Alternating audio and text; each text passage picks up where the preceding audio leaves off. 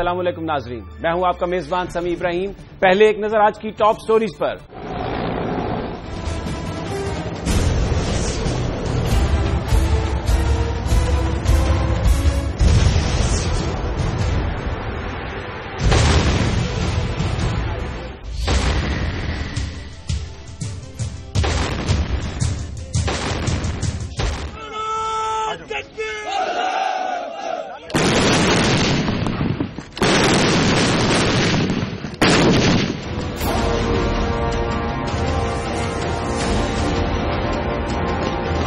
پاک فوج کی فتوحات اور آپریشن ضرب عزم کی رداد، ترجمان پاک فوج میجر جنرل عاصم سلیم باجوہ کی زبانی۔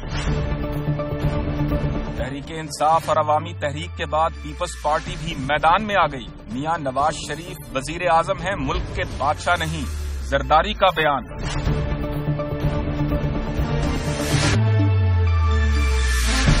دہشت گردی پاکستان کا ایک سب سے بڑا مسئلہ تھا۔ گزشتہ کئی دہائیوں سے دہشت گردوں نے پاکستان کی گلیوں کو، محلوں کو، شہروں کو غیر محفوظ بنا دیا تھا۔ ہر طرف سے یہ ڈیمانڈ تھی کہ ان کے خلاف آپریشن کیا جائے، ان کا سد باب کیا جائے۔ حکومت نے پہلے ان سے مذاکرات کی کوشش کی لیکن وہ نہیں مانے، اور پھر پاکستان کی بہادر فوج اس علاقے میں گھس گئی، وزیرستان میں، جس کو دہشت گردوں نے اپنی آماجگاہ بنا رکھا تھا۔ ایک بھرپور آپریشن جاری ہے۔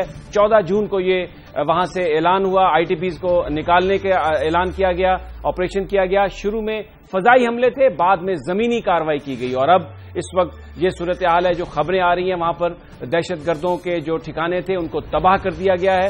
جو بچے کچے لوگ ہیں وہ اس وقت ہتھیار ڈال رہے ہیں، اور پاکستان کی افواج بھرپور کارروائی کر رہی ہے۔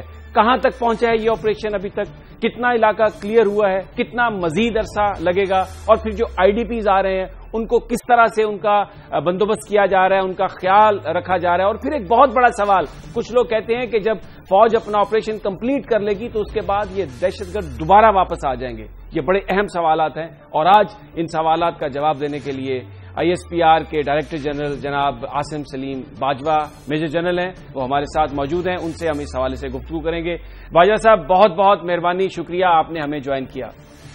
جی، سب سے پہلے میں آپ سے یہ جاننا چاہوں گا، بیان فرمائیے کہ اس وقت جو آپریشن ہے اس کی پاکستانی قوم کو بتائیے کہ کس حد تک وہ کامیاب ہوا ہے، کتنا کام باقی ہے، اور ایک جو بڑا سوال ہے، یہ جو زمینی آپریشن ہے یہ کب تک جاری رہے گا، کب مکمل ہوگا؟ شکریہ سمیع صاحب۔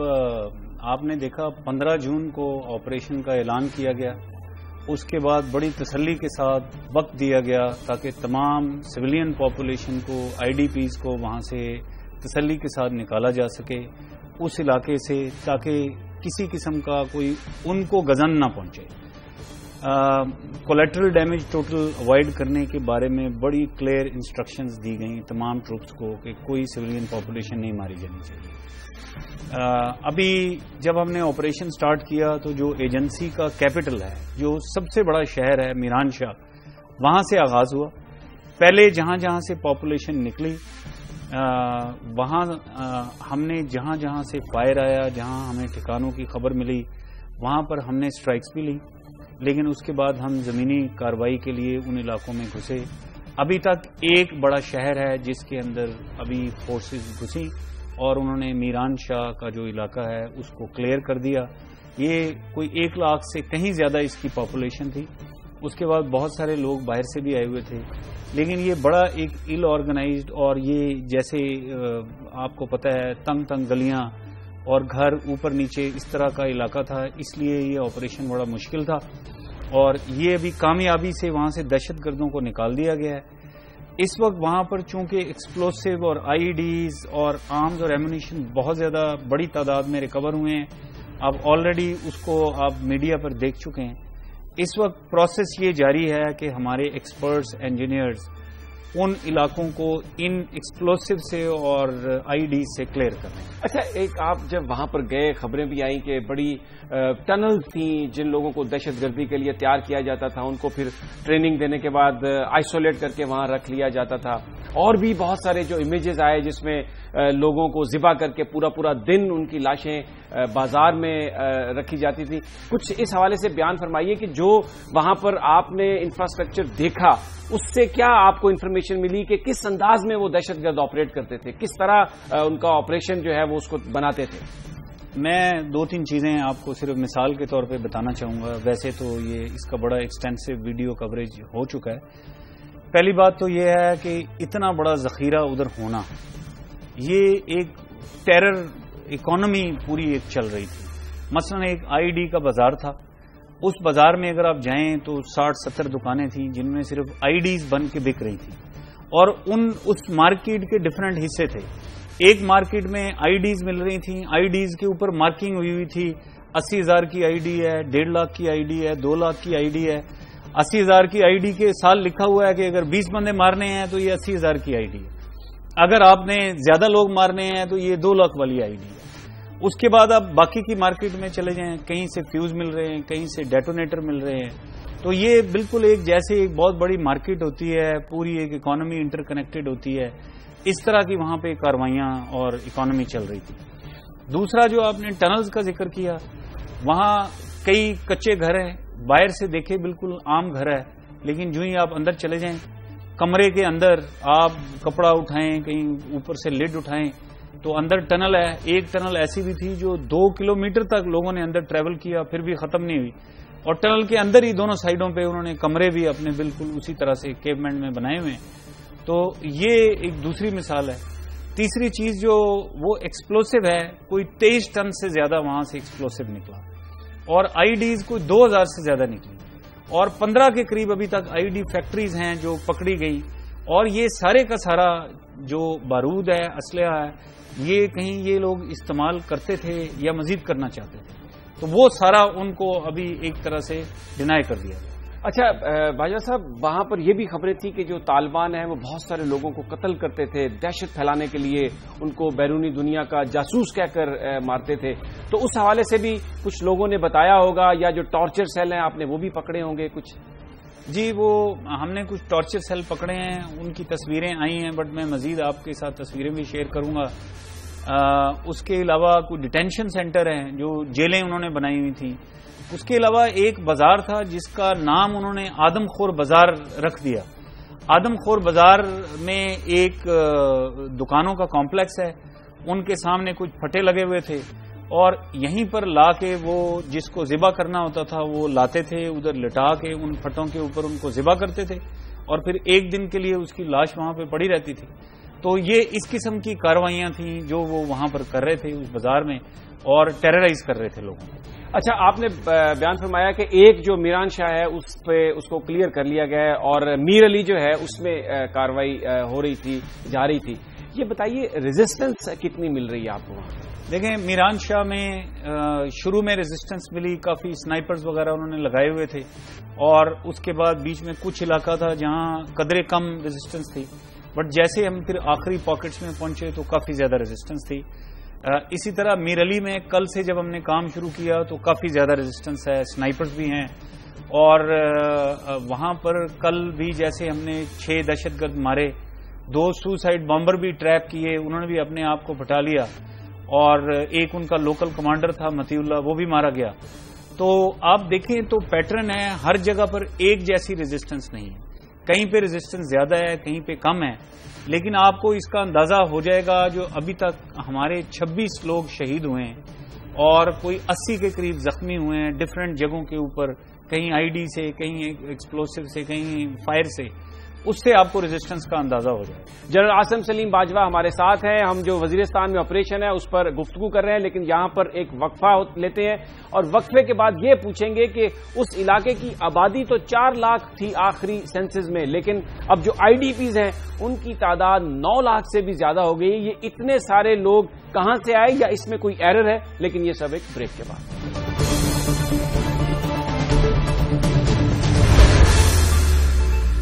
Welcome back. Major general Asim Saleem Bajwa ہمارے ساتھ موجود ہیں اور ہم بات کر رہے ہیں وزیرستان میں جو آپریشن ہو رہا ہے. پاکستان کی فوج نے وہاں پر دہشت گرد جو ہیں ان کے ٹھکانوں کو تباہ کیا ہے, دہشت گردوں کو بھاگنے پر مجبور کیا ہے, ان کو گھیرے میں لیا ہے. جو اس گھیرے سے نکلنے کی کوشش کرتا ہے اس کو پکڑ لیا جاتا ہے, جو سرنڈر کی آفر کرتا ہے اس کو گرفتار کر لیا جاتا ہے. بریک پر جانے سے پہلے میں نے آئی ڈی پیز کا ذکر کیا تھا اور اب وہی سوال جنرل عاصم سلیم باجوہ صاحب سے.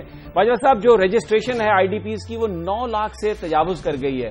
لاسٹ سینسز میں وزیرستان کی جو آبادی تھی جہاں آپریشن ہو رہا ہے وہ تقریباً 4 لاکھ تھی. اب اتنی زیادہ آبادی بڑھ گئی ہے, یہ کہیں اور سے لوگ آ گئے ہیں, کیسے اتنے بندوں کی رجسٹریشن ہو گئی؟ جی بالکل آپ نے صحیح فرمایا. آخری جو سینسس تھا اس کے مطابق جو ٹوٹل شمالی وزیرستان کی آبادی 4 لاکھ تھی. بالکل اس چیز میں کوئی شک نہیں ہے کہ ان سالوں میں آبادی میں اضافہ ہوا ہوگا, لیکن جو ابھی فگر آ رہا ہے 9 لاکھ سے اوپر, یہ فگر کافی زیادہ ہے. یہ اس کا ایک پروسیس ہے جو ہماری نیشنل اور پی ڈی ایم اے اور فاٹا کی ڈیزاسٹر مینجمنٹ ایجنسیز ہیں, وہ اپنے ایک طریقے سے نادرا کے ساتھ مل کے ان تمام فیملیز کی اور افراد کی ویریفیکیشن کے پروسیس میں اس وقت مصروف ہیں. جو صحیح فگر ہے یہ ویریفیکیشن کے بعد کہیں سیٹل ہوگا, کیونکہ گیپ کافی زیادہ ہے. کتنی بیچ میں ڈبل رجسٹریشن ہو گئی ہیں یا فیک رجسٹریشن ہو گئی ہیں, یہ نادرا اس کے بارے میں بہتر کمنٹ کر سکتا ہے. بٹ آئی تھنک ابھی تک ہم فائنل فگر کے اوپر پہنچے نہیں جب تک ویریفیکیشن پوری نہیں ہوتی. اچھا باجوہ صاحب, بہت سارے لوگ یہ کہتے ہیں کہ کیونکہ آپریشن کی باتیں ہو رہی تھیں تو دہشت گرد جو ہیں وہ وہاں سے نکل گئے ہیں اور اب وہاں پر وہ موجود نہیں, اور پھر وہ یہ بھی بات کرتے ہیں کہ ابھی تک جو لوگ مارے گئے ہیں یا گرفتار ہوئے ہیں ان میں سے کوئی بڑا نام نہیں ہے. تو یہ بیان فرمائیے کہ اگر کچھ لوگ گرفتار ہوئے ہیں تو کیا ان میں سے کوئی بڑا آدمی ہے یا کوئی سرنڈرز بھی ہوئے ہیں, کیونکہ یہ بھی خبریں تھیں کہ بہت سارے لوگوں نے سرنڈر کیا ہے. جی سب سے پہلی بات تو یہ ہے کہ جب سے یہ آپریشن سٹارٹ ہوا ہے اس علاقے کو لیئرز میں گھیرے میں لیا گیا ہے. لوگوں کا نکلنا وہاں سے بڑا مشکل ہے, سوائے ان آئی ڈی پیز کے جن کو خود نکالا گیا ہے. ابھی اس وقت جو اندر ہیں وہ دہشت گردی ہیں. آپریشن شروع ہونے سے پہلے چونکہ ملک میں فضا کچھ اس قسم کی تھی, کچھ جرگے چل رہے تھے, لوگ فارنرز کے لیے وہ وارننگز تھیں, وہ دھماکے کر رہے تھے. خود طالبان ایک طرف مذاکرات میں لگایا ہوا تھا, دوسری طرف دھماکے چل رہے تھے. تو عین ممکن ہے کہ کچھ لوگ وہاں سے فرار ہوئے ہوں, لیکن آپریشن کو اناؤنس کرنے کے بعد اور جیسے ابھی کنڈکٹ چل رہا ہے وہاں سے ان کا نکلنا بڑا مشکل ہے. جو ابھی گرفتاریاں وہاں ہوئی ہیں, میران شاہ میں کافی سارے لوگ ہیں جو گرفتار ہوئے ہیں. اس وقت ان کی ڈیٹیل شیئر کرنا مناسب نہیں ہوگا کیونکہ ان کی انٹیروگیشن چل رہی ہیں, ان کی شناخت ہو رہی ہے اور ان کے تھرو مزید اور بہت سارا کام ہے جو انٹیلیجنس والے کر رہے ہوں گے. اسی طرح جو لوگ سرنڈر کر رہے ہیں یہ وہ ہیں جو شروع میں انہوں نے لڑائی کا فیصلہ کیا, بٹ جیسے جیسے ابھی ان کو اسٹیٹ کی طاقت کا احساس ہو رہا ہے اور وہ پروگرس کر رہا ہے آپریشن, تو وہ ابھی سرنڈر کرنے کو پریفر کر رہے ہیں.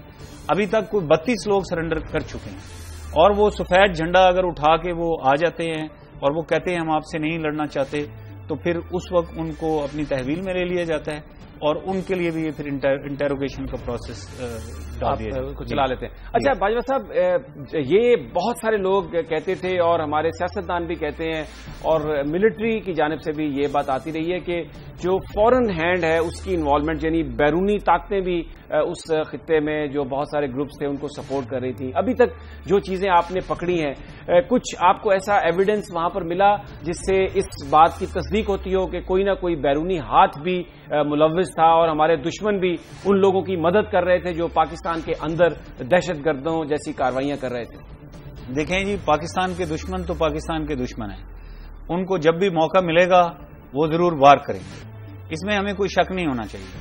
یہ جو میں نے آپ کو بتایا ہے کہ صرف میران شاہ کے شہر میں اتنا بڑا ذخیرے کا ملنا, یہ اس چیز کا واضح ثبوت ہے کہ یہ خود سے نہ تو کسی کے پاس اتنی فنڈنگ ہو سکتی ہے, نہ کسی کے پاس اتنے وسائل ہو سکتے ہیں کہ وہ یہ سارا ذخیرہ وہاں پہ پورا کریں اور اس کے بعد اس کو استعمال بھی کریں. تو میرا خیال ہے اس میں ہمیں شک نہیں ہونا چاہیے.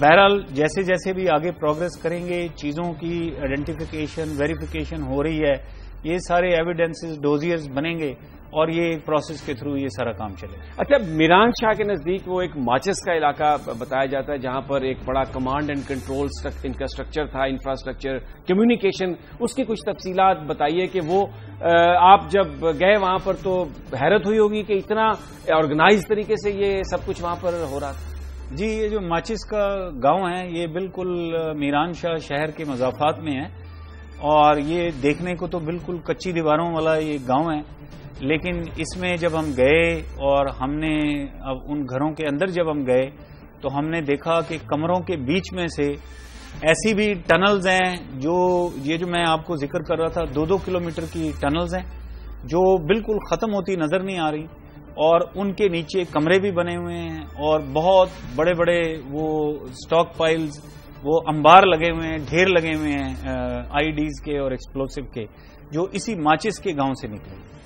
ٹھیک ہے. اچھا باجوہ صاحب، بہت سارے لوگ جیسے ایک فیئر ہے، بارڈر بڑا پورس ہے ہمارا، کراس کر گئے ہوں گے دوسری جانب، ہو سکتا ہے جیسے آپ نے فرمایا دہشت گرد بھی نکل گئے ہوں.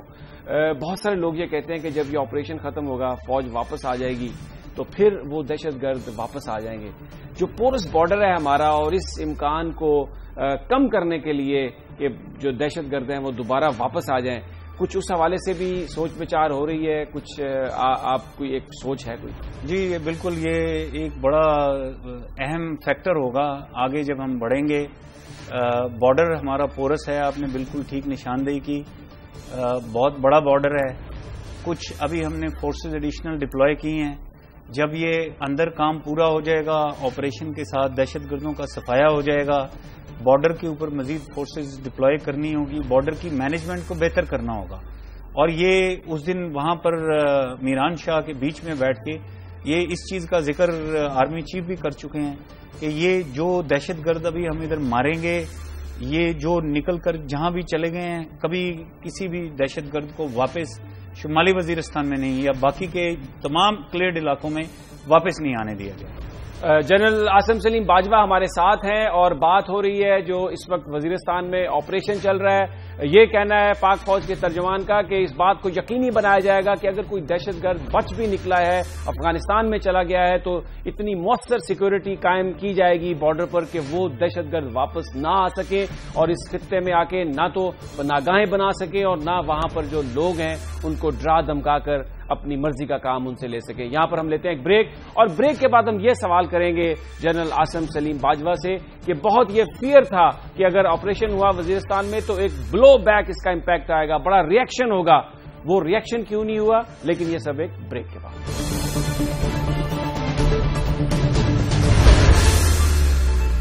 Welcome back. گفتگو ہو رہی ہے وزیرستان میں پاک فوج جو آپریشن کر رہی ہے دہشت گردوں کے خلاف، اور جنرل عاصم سلیم باجوہ ہمارے ساتھ ہیں.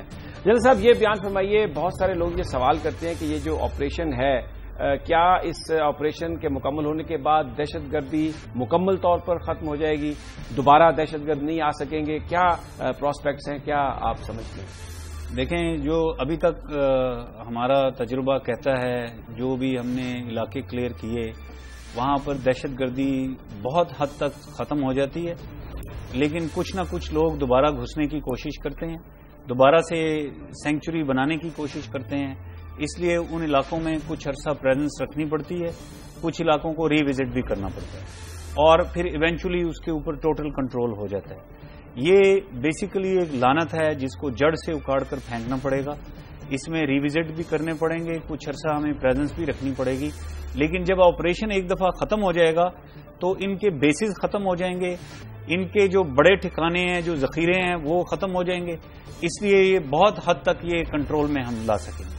اچھا، ایک باجوہ صاحب، یہ بہت بڑا ایک خدشے کا اظہار کیا جا رہا تھا کہ اگر آپریشن ہو گیا تو پتہ نہیں پنجاب میں کیا ہو جائے گا، کراچی میں کیا ہو جائے گا، بڑے دھماکے ہوں گے، بڑا بلو بیک اس کا امپیکٹ آئے گا اور یہ ایک بیرونی سازش ہے اور آپریشن نہیں ہونا چاہیے.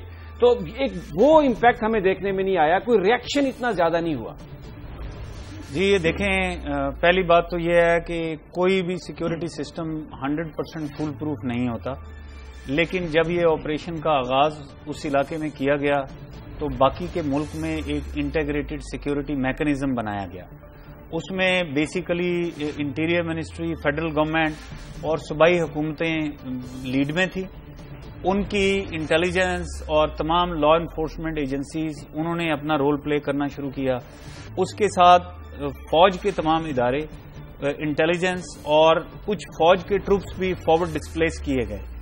یہ جو انٹیگریٹڈ سیکورٹی میکانزم تھا، اس کا مقصد یہی تھا کہ جہاں جہاں پر کوئی اطلاع مل رہی ہے، انٹیلیجنس بیسڈ آپریشن کر کے جو بھی مشتبہ افراد ہیں، جہاں بھی مشکوک کوئی کارروائی نظر آ رہی ہے یا رپورٹ ہو رہی ہے، وہاں سے لوگوں کو گرفتار کیا جائے اور کچھ بھی ہونے سے پہلے ہی اس کا سدباب کیا جائے. آنے والے اور اگر اس کو آپ ریلیٹ کریں آپریشن کے ساتھ، چونکہ شمالی وزیرستان میں ان کا جو ٹھکانہ تھا اس کے اوپر قابو پا لیا گیا، اور یہ دہشت گرد ابھی اس وقت وہ بھاگ دوڑ میں ہیں، ادھر ادھر آن دا رن ہے. تو ان کو سب کی کوشش ہونی چاہیے کہ ان کو بیٹھنے نہ دیا جائے، ان کو دوبارہ سے نہ کوئی اس طرح کی جگہ ملے، نہ اس طرح کے وسائل ملیں کہ یہ کارروائیاں کر سکیں. اور اس میں زیادہ کام جو ہے وہ ابھی سویلین لا انفورسمنٹ ایجنسیز کا ہوگا، اور فوج بھی ابھی اس وقت اس میں بالکل ان سٹیپ ان کے ساتھ ہے.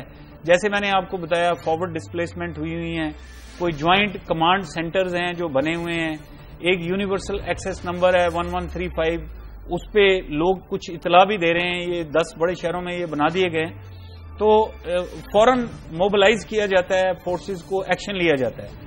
لیکن ہمیں اپنے گارڈز لوور نہیں کرنے. میری پوری قوم سے یہ اپیل ہے کہ ہمیں تمام اداروں کو مل کر اور قوم کو مل کر گارڈز لوور نہیں کرنے، ہمیں واچفل رہنا ہے اور ہمیں ان کو موقع نہیں دینا چاہیے، بیکاز یہ اس موقع کی تلاش میں ہوں گے اور یہ خدا نہ خواستہ کوئی اپنی حرکات اس طرح کی کوئی کرنے کی کوشش کریں گے. ٹھیک ہے. اچھا باجوہ صاحب، بہت سارے لوگ یہ کہتے ہیں کہ جیسے آپ نے ابھی بیان فرمایا کہ جو ان کا کمانڈ اینڈ کنٹرول سٹرکچر تھا یا جو ہیڈ کوارٹر تھا جہاں پر یہ ہر قسم کی تربیت دیتے تھے یا اسلحہ رکھتے تھے، وہ تو تباہ کر دیا آپریشن کے بعد، لیکن ان کے مختلف شہروں میں سلیپر سیل بھی ہوں گے، کچھ بھاگ کے بڑے شہروں میں بھی آ گئے ہوں گے. جس طرح ماضی میں دیکھا کہ القاعدہ کے بڑے بڑے جو تھے لیڈر وہ بھی شہروں سے پکڑے گئے.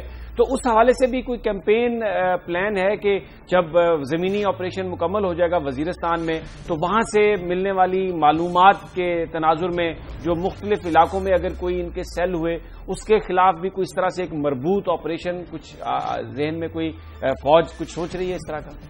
جی، جیسے میں نے آپ کو کہا، یہ ایک انٹیگریٹڈ سیکورٹی میکانزم اس کے لیے بنایا گیا ہے، اور اس میں جو لا انفورسمنٹ ایجنسیز ہیں، پیراملٹری فورسز ہیں، پولیس ہیں، ان کو اگلے دنوں میں بہت ایکٹیولی یہ تمام اس طرح کے سیلز کو پرسو کرنا پڑے گا. اس لیے میں نے آپ کو بتایا کہ میری گزارش ہے، یہ جو یونیورسل ایکسیس نمبر ہے 1135 اپنے لوکل کوڈ کے ساتھ لگا کے جس کو بھی کوئی مشکوک افراد نظر آئیں یا کوئی مشتبہ اس طرح کی کوئی مشکوک ایکٹیویٹی نظر آئے، ان نمبر پہ اطلاع دیں تاکہ ان کے جو بھی سلیپر سیلز ہیں ان کو بھی ساتھ ہی گرفتار کیا جائے اور ان کے خلاف بھی ایکشن لیا جائے. اچھا، اب ایک کیونکہ وقت کم ہے، آئی ڈی پیز کے مسئلے پر آپ سے سوال کرنا چاہوں گا. اس وقت جو صورتحال ہے وہاں پر جو علاقے ہیں وہ تو اب بنو شہر میں تو اتنے زیادہ لوگ آ گئے ہیں کہ شہر کی پاپولیشن سے بھی زیادہ بڑھ گئے ہیں. تو وہاں پر جو اس وقت صورتحال ہے کس نظر سے آپ اس کو دیکھتے ہیں؟ مطمئن ہیں یا اس میں مزید اور بہت کچھ کرنے کی ضرورت ہے؟ میں تو اس سوال کا جواب ایسے دوں گا کہ بہت کچھ کرنے والا ہے، لیکن بہت کچھ ہو بھی چکا ہے. ہمیں یہ ذہن میں رکھنا چاہیے، جب یہ سٹارٹ ہوا تھا بالکل سوات کی طرح لوگوں کو بڑی دقت ہوئی، اور اس کے لیے واقعی ہم انہیں خراج تحسین بھی پیش کرتے ہیں. ہمارے بہن بھائی ہیں، ان کو وہاں سے نکل کر آنا پڑا دہشت گردوں کی وجہ سے، کیونکہ یہ جو آپریشن ہوا دہشت گردوں کی وجہ سے ہوا. جو لوگوں کو نکل کر آنا پڑا دہشت گردوں کی وجہ سے نکل کر آنا پڑا. تو ابھی جب وہ آئے ہیں، شروع میں انتظام میں کافی ساری آپ کو کمی بہت ساری چیزوں میں نظر آ رہی ہوگی، لیکن اس کے بعد یہ کہ تمام ایجنسیز آپس میں کوآرڈینیٹ کر رہی ہیں، کوآرڈینیشن بہتر ہو رہا ہے. فوج نے اپنا ایک انجینئر ڈویژن موبلائز کیا ہے، ایک میجر جنرل وہاں پہ بنو میں پلیس کر دیے ہیں. وہ سارے لوگ مل کے ابھی پہلے سے بہت بہتر، کہاں ایک ڈسٹریبیوشن پوائنٹ تھا، ابھی 11 ریشن کے ڈسٹریبیوشن پوائنٹ ہیں. اور جہاں جہاں یہ آئی ڈی پیز گئے ہیں، بنو، لکی، ڈی آئی خان کرک کی طرف وہاں اسی طرح ڈسٹریبیوشن پوائنٹ بھی پھیلائے جا رہے ہیں. اس وقت ریشن ایک دفعہ سب لوگوں کو تقسیم ہو چکا ہے اور ریشن الحمدللہ کافی سارا ابھی ادھر سٹاک بھی ہو چکا ہے. ابھی تو میں نے تھوڑی دیر پہلے بھی ایک اپیل کی تھی کہ ابھی ایک ریپڈ نیڈ اسیسمنٹ ہو رہی ہے. اس کے علاوہ ریشن کے علاوہ اور بھی چیزیں ہیں جو لوگوں کی ضرورت میں ہیں اور اس میں ان کے لیے کپڑے ہیں, ان کے لیے جوتے ہیں, پانی کا مسئلہ ہے. ابھی صبح ہی آج ایک پلان بہت بڑا اپروو ہوا جس میں کوئی 32 ٹیوب ویل ہیں جو ابھی لگنے جا رہے ہیں اور فلٹریشن پلانٹ بھی ساتھ ہی ان کے لگیں گے اور کوئی 1000 کے قریب واٹر پمپس ہیں جو ابھی لگیں گے. سو جتنی بھی چیزیں ہیں, کوئی 59 کلیکشن پوائنٹس ہیں جو فوج نے پورے ملک میں بچھائے ہیں اور وہاں سے کوئی 1202 ٹن اس وقت تک ریشن اکٹھا ہو چکا ہے اور کوئی 675 ملین روپیز بھی ڈونیشن میں اکٹھے ہو چکے ہیں اور یہ تمام چیزیں ان آئی ڈی پیز تک پہنچائی جائیں گی. اور مجھے امید ہے اگلے دنوں میں جیسے جیسے پرابلمز آ رہے ہیں چیزیں اور بھی بہتری کی طرف انشاءاللہ جائیں گی. بہت بہت شکریہ جنرل عاصم سلیم باجوہ صاحب جو یہ کہہ رہے تھے کہ بڑا زبردست رسپانس ہے, چیزوں کی کمی نہیں ہے, آئی ڈی پیز کی بھرپور انداز میں مدد کی جا رہی ہے اور اس کے ساتھ اس بات کو بھی یقینی بنایا جائے گا کہ جو دہشت گرد ہیں وہ اس خطے میں دوبارہ نہ آ سکیں. لیکن یہ بھی کہنا تھا ان کا کہ یہ ایک مسلسل عمل ہوگا. ایک آپریشن کے نتیجے میں ان کی ہر چیز کو, دہشت گردوں کی پناہ گاہوں کو تباہ کر دیا گیا ہے. یہ کہہ رہے تھے کہ ہر آدمی کو, ہر ادارے کو اویئرنیس کی زیادہ ضرورت ہے, ویجیلنٹ رہنا چاہیے اور 1135 کا نمبر ہے. کوئی بھی مشکوک حرکت آپ دیکھیں, کسی کے بارے میں آپ کو انفارمیشن ملے تو آپ اس نمبر پر فون کر کے اطلاع دیں, اپنے آپ کو بھی بچائیں اور اس ملک کے دوسرے شہریوں کو بھی دہشت گردوں سے بچائیں. ناظرین یہاں پر ہم لیتے ہیں ایک بریک اور بریک کے بعد ہم بات کریں گے کچھ پاکستان کی سیاسی صورتحال کی. اب سابق صدر آصف علی زرداری نے بھی کہا ہے نواز شریف صاحب کو کہ کوئی جو ڈیمانڈز ہیں تحریک انصاف کی کہ وہ غلط نہیں ہیں, 4 حلقے کھولنے میں کوئی پرابلم نہیں آئے گی اور نواز شریف صاحب کو وزیر اعظم بنانے کے لیے ووٹ دیے گئے تھے, کوئی ان کی بادشاہت کے لیے نہیں. اس پر بات کریں گے ایک مختصر سے وقفے کے بعد.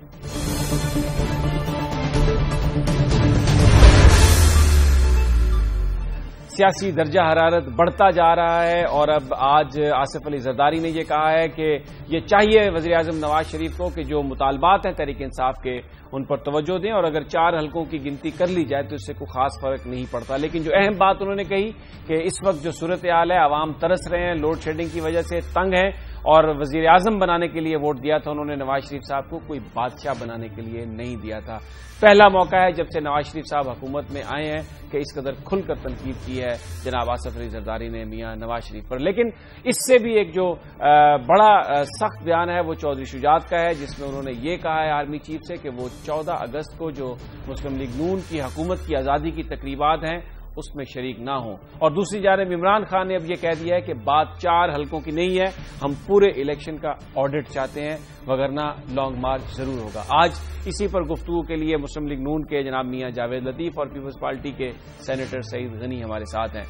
سعید غنی صاحب, پہلے آپ سے یہ جاننا چاہوں گا کہ یہ تو بالکل ایک بڑا یو ٹرن آیا ہے جو آج آصف علی زرداری صاحب نے لیا ہے. کچھ لوگ کہتے ہیں کہ اب شاید وہ بھی مایوس ہو گئے اور خاص طور پر اس وقت جب حکومتی وزیر خواجہ آصف نے معافی بھی مانگی آ کر اور یہ کہا کہ لوگ اللہ سے دعا کریں کہ وہ بارش ہو اور بجلی کی کمی ختم ہو, اور ساتھ یہ بھی انہوں نے کہا ہے کہ لوگ بجلی استعمال کرنا کم کر دیں. شاید یہ وجوہات ہیں جو آصف علی زرداری صاحب سمجھتے ہیں کہ اب کھل کر سامنے آنا چاہیے پیپلز پارٹی کو.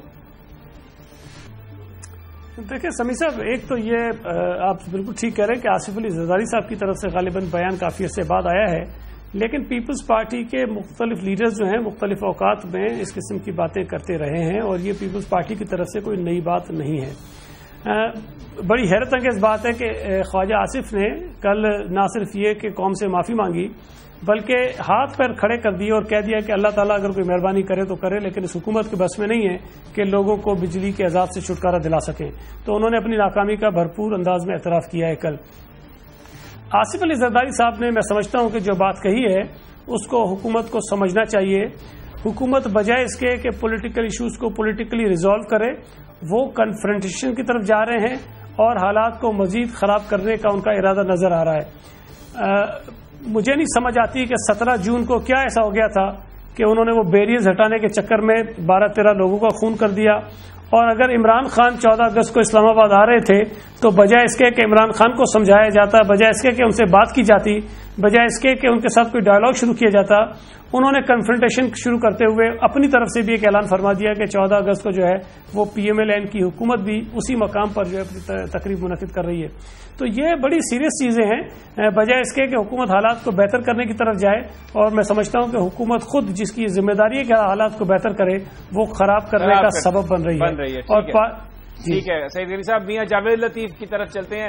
میاں صاحب سنا آپ نے، سید غنی صاحب کہہ رہے ہیں کہ بجائے اس کے کہ حالات کو ڈیفیوز کرتے، اس قسم کی کنفرنٹریشن، اور آج بھی جو میاں نواز شریف صاحب کا بھی بیان ہے وہ بھی یہی ہے کہ لوگ جو احتجاج کی بات کرتے ہیں، دھرنوں کی بات کرتے ہیں، ان کی طرف بالکل توجہ نہ دیں اور وہ ان کو ناکامی ہوگی. تو انہوں نے آج بھی جو بات کہی ہے وہ کوئی حالات کو ڈیفیوز کرنے والی نہیں. اور پھر اس پر ضرور کمنٹ کیجئے کہ اب وزراء جو ہیں، خواجہ آصف صاحب لوگ کہتے ہیں کہ انہوں نے تو معافی مانگ لی، اب جو دوسرے محکموں کے وزیر ہیں وہ کب معافی مانگنا شروع کریں گے؟ دیکھیں سمیع صاحب، پہلی بات تو یہ ہے کہ میں سمجھتا ہوں کہ 66 سالوں میں پاکستان کے سیاستدانوں نے اپنی انا پرستی اور غیر جمہوری قوتوں کے ہاتھوں استعمال ہو کر پاکستان میں جمہوریت بھی عدم استحکام کا شکار رہی، پاکستان کی معیشت کا بیڑا غرق ہو گیا، پاکستان کے ادارے کمزور ہو گئے. اور حالت یہ ہو گئی کہ 1970 میں بھی یہی ہوا تھا کہ جب ہم نے اس الیکشن کو نہ مانا اور پھر غیر جمہوری قوتوں کے ہاتھوں استعمال ہو کر 1970 میں جو کچھ حال ہوا وہ پاکستان کے سامنے. مگر 1970 سے لے کر 2013 تک کون سا ایسا الیکشن ہے جس پر انگلی نہیں کسی نے اٹھائی یا ہارنے والے نے اپنی ہار کو تسلیم کیا ہو خوش دلی سے؟ مگر میں یہ گزارش کروں گا کہ 77 ہو، 1999 ہو یا آج کے انتخابات ہوں، تو میں سمجھتا ہوں کہ خدا کے لیے پاکستان کے سیاستدانوں کو بالغ نظری کا مظاہرہ کرنا چاہیے، اپنی ذمہ داریوں کا احساس کرتے ہوئے غیر جمہوری قوتوں کے ہاتھوں استعمال نہیں ہونا چاہیے. اور کیا یہ کوئی غلط بات ہوگی جو میں آج کہنے لگا ہوں کہ میں کہتا ہوں 2008 سے 2013 تک جو جمہوری حکومت تھی، کیا اس میں غیر جمہوری قوتوں نے ہم سے بات نہیں کی ہوگی؟ یقیناً پارٹی قیادت سے بات کی ہوگی، مگر اس کے باوجود بھی ہم یہ کہتے ہیں کہ میثاق جمہوریت جو پیپلز پارٹی کی حقیقی قیادت سے ہم نے کیا تھا، مسلم لیگ نون کی قیادت نے، ہم نے اس کی پاسداری کی اور 5 سال حکومت چلی. آج بھی میں یہی کہوں گا کہ سیاسی بالغ نظری کا مظاہرہ کریں. پاکستان میں اگر سیاسی استحکام ہوگا تو پاکستان میں معاشی استحکام بھی آئے گا. اگر سیاسی استحکام نہ رہا تو پاکستان کی معیشت کا جو برا حال ہے اس سے بھی بدتر صورتحال ہو جائے گی. اور میں یہ یقین سے کہتا ہوں، اور یہ یقین اس لیے نہیں کہہ رہا کہ حکومت کو کوئی خطرہ ہے، میں کہتا ہوں بطور ایک سیاسی کارکن کے میں یہ کہتا ہوں خدا کرے ایسا وقت نہ آئے، مگر اگر سیاسی استحکام نہ رہا پاکستان میں تو پاکستان کی چاروں اکائیوں کو اکٹھا رکھنا مشکل ہو جائے گا. خدا کے لیے غیر جمہوری قوتوں کے ہاتھوں استعمال سیاستدان نہ ہو. جو بات کرنی ہے پارلیمنٹ میں آ کر کریں، جو بات منوانی ہے پارلیمنٹ میں آ کر منوائیں. اور جو آپ نے بات اپنے انٹرو میں کہی تھی، پاکستان کی جو موجودہ حکومت ہے اس کو یہ انیشیٹو لینا چاہیے کہ پاکستان کے سیاستدانوں کے پاس چل کر خود اس کو جانا چاہیے تاکہ پاکستان میں یہ استحکام آئے اور پاکستان بہتری کی طرف چل نکلے. سعید غنی صاحب، سنا آپ نے جاوید لطیف صاحب کہہ رہے ہیں کہ غیر جمہوری جو قوتیں ہیں ان کے ہاتھ میں مت کھیلیں. تاثر ایسا آ رہا ہے ان کی گفتگو سے کہ شاید کوئی اشارے ہو رہے ہیں پیپلز پارٹی کو بھی. اس پر کامنٹ کیجیے اور یہ ضرور فرمائیے کہ شاہ محمود قریشی نے کہا ہے کہ اگر ہمارے مطالبات صحیح ہیں جیسا آصف علی زرداری صاحب نے کہا ہے تو پھر پیپلز پارٹی کے کارکن بھی آئیں 14 اگست کو ہمارے ساتھ شریک ہوں. کوئی امکان ہے اس بات کا؟ نہیں، اس کا فی الحال تو مجھے کوئی امکان نہیں لگتا، لیکن بہرحال یہ فیصلہ قیادت نے کرنا ہے. لیکن مجھے میاں صاحب کی باتوں پہ کچھ حیرت بھی ہوئی اور کچھ خوشی بھی ہوئی. حیرت اس بات پر ہوئی کہ پیپلز پارٹی کا ماضی اٹھا کر دیکھ لیں کہ پیپلز پارٹی نے کبھی بھی کسی سازش کا حصہ بن کر کسی حکومت کو ختم کرنے کی کوشش نہیں کی ہے. ہاں، البتہ پیپلز پارٹی کی حکومتوں کے خلاف سازشیں ضرور ہوتی رہی ہیں اور پچھلے برسوں میں بھی ہوئی ہیں اور شاید آج بھی پیپلز پارٹی کے خلاف پھر بھی ہو رہی ہوں. تو ہماری طرف سے اس بات میں بالکل یہ خاطر جمع رکھیں کہ ہم کسی غیر جمہوری قوت کا علیہ کار نہیں بنیں گے، اور اگر ان کی حکومت کے خلاف کوئی غیر آئینی کام ہوا تو ہم اس کو بچانے کے لیے بھی شاید ان کے ساتھ کھڑے ہوں گے، لیکن اس کا یہ مطلب نہیں ہے کہ لوگ بجلی سے بلک رہے ہوں اور لوگ تڑپ رہے ہوں، اور اس ملک کا جو سیاسی نظام ہے حکومت کی ذمہ داری ہے کہ اس کا ٹیمپریچر یہ کم کریں اور بجائے اس کو یہ بڑھانے کی کوشش کریں۔ ابھی تو میاں صاحب کہہ رہے ہیں کہ جی رابطہ کرنا چاہیے، بات کرنی چاہیے، دوسری طرف 14 اگست کو کنفرنٹیشن کی طرف جا رہے ہیں، اس طرف طاہر القادری کی طرف کنفرنٹیشن کو جا رہے ہیں، تو حالات تو یہ خود خراب کر رہے ہیں، یہ حکومت کی ذمہ داری ہے۔ اور اپوزیشن کی جماعتیں شاید یہ چاہتی ہوں گی بعض کہ جی اس قسم کی صورتحالیاں پیدا ہو جس سے حکومت مشکل میں پڑے، لیکن یہاں تو حکومت لگتا ہے یہ چاہتی ہے کہ حکومت ایسے حالات پیدا کر رہی ہے جس سے وہ خود مشکل میں پڑتی جا رہی ہے۔ دوسری میں روکوں گا آپ کو کہ وقت کم ہے، میں صرف ایک لینا چاہتا ہوں کمنٹ جاوید لطیف صاحب کا بھی۔ پیر صاحب فرمائیے، یہ کہہ رہے ہیں کہ اگر حکومت ڈیلیور نہ کرے، لوگ پریشان ہوں، تو پھر اپوزیشن کا کام تو ہے کہ پروٹیسٹ کرنا اور اس چیز کو ہائی لائٹ کرنا۔ یہ سعید غنی صاحب بات بالکل صحیح کہتے ہیں کہ اگر حکومت ڈیلیور نہ کرے، اگر پاکستان کے جو مسائل ہیں اس کو ڈریس نہ کرے، تو اپوزیشن کا کام ہی یہی ہوتا ہے کہ دباؤ بڑھا کر حکومت کی سمت کو درست کیا جائے۔ اگر ایک سال کے اندر پاکستان کی جو موجودہ حکومت ہے اس کی سمت درست نہیں ہے، اس نے دہشت گردی کو ڈریس نہیں کیا، اس نے توانائی بحران کا جس کا ذکر کر رہے ہیں اس کو ڈریس نہیں کیا، اگر اس نے مہنگائی کو کنٹرول کرنے کے لیے کوئی کام نہیں کیا، یا پاکستان جس مسائلستان میں گھرا ہوا ہے اس کو ڈریس نہیں کیا، تو بات یقیناً ان کو کرنی یہی چاہیے، مگر پھر بھی حدود میں رہتے ہوئے اس حدود کو تجاوز نہ کریں جس سے پاکستان کا سسٹم جو ہے وہ چلتا بنے۔ اور میں سمجھتا ہوں، جو میں پہلے بھی بات کر چکا ہوں، کہ پاکستان میں اگر سیاسی استحکام پچھلے 66 سالوں میں ہوتا تو پاکستان آج جو مسائلستان بنا ہوا ہے یہ نہ ہوتا ایسا۔ بہت بہت شکریہ میاں جاوید لطیف، بہت شکریہ سینیٹر سعید غنی۔ بہرحال ایک کیمپین ہے، ایک گرمی ہے، دیکھتے ہیں کیا ہوتا ہے، لیکن ہم یہاں اپنا پروگرام ختم کرتے ہیں۔ کل پھر آپ سے ملاقات ہوگی ٹاپ سٹوری میں، اجازت دیجیے، اللہ نگہدار۔